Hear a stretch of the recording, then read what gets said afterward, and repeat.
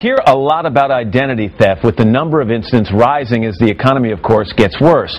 But there is one case with a bizarre twist. A California woman had her ID stolen and soon found money disappearing from her bank account.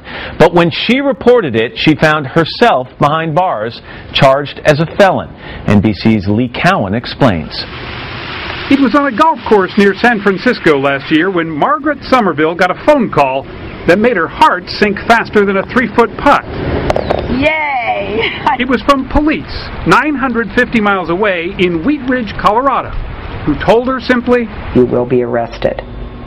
And that's when you fell apart. I absolutely fell apart. You ready?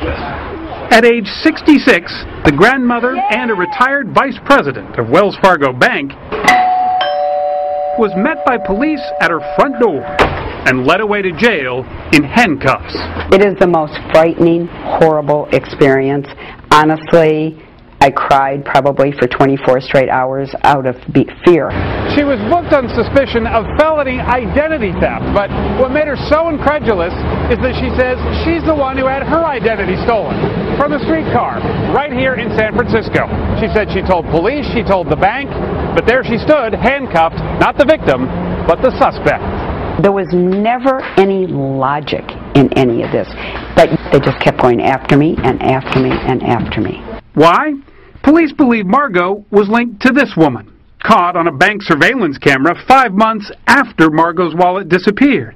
Police say she was passing stolen checks, withdrawing more than $60,000, not only out of Margot's account, but several other Wells Fargo customers too.